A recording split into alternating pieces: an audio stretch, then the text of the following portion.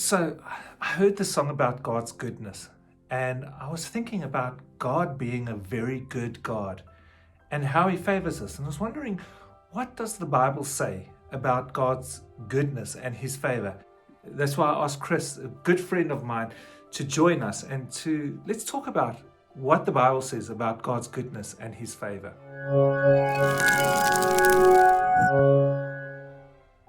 So the Bible in Psalm 23 verse 6 says that your goodness and your favor will follow me. Think about two dogs.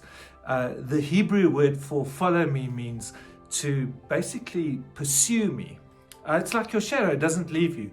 And you have two dogs following you. The one is goodness and the other one is favor. And they'll keep on pursuing you until they've got you. And David's attitude was God's goodness and his favor will catch me wherever I go. So, Chris, what do you say, or what do you think about God's goodness and his favor?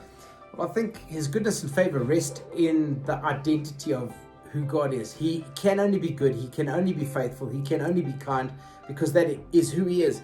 And so out of that, you might ask, so why then the wrath of God or the judgment of God? Because God is jealously good, right? He's so good that he protects everything that is good and righteous and holy and pure, because that's who he is.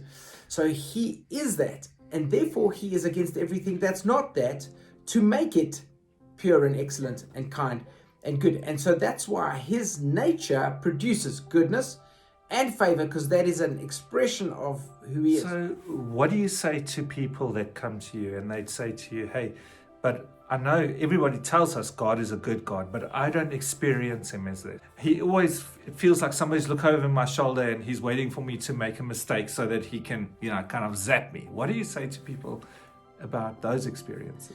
Yeah, sure. I think that often our experiences are subjective. So, for example, somebody might have had a bad experience with me and that has formed their opinion about me. They might have got me at a strange moment when, for example, I'm yelling at my kids and somebody comes into the house and they expect expression of me, or the experience of me is I'm an angry person, where I might have had an angry moment.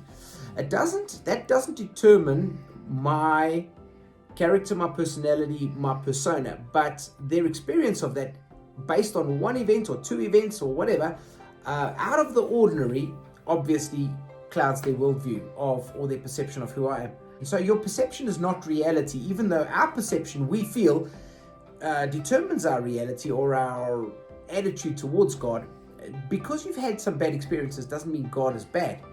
It means that bad things happen to good people. And that's not necessarily God. I mean, I get this one all the time.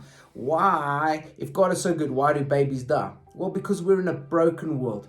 And this world is controlled by Satan. First John says that Satan is the God of this world. Ephesians says Satan is the God of this world. Ephesians 2 verse 2. 2 Corinthians 2 says the same thing, that Satan rules this world. And so when we look at this world and bad things happening, we don't ascribe the bad things to a good God. We ascribe bad things to a real enemy, the devil. And he's looking for people to devour. And so if he can cloud our perception of God being good, then we're easy targets. So here's the invite. Why don't you change your focus? Why don't you change the way that you think? And open your heart up to experience the goodness of God. Yeah. And more so, reflect his goodness to other people. So like two footprints, goodness and mercy follow me. Wherever I'm going, I'm leaving tracks of goodness and mercy as an afterglow.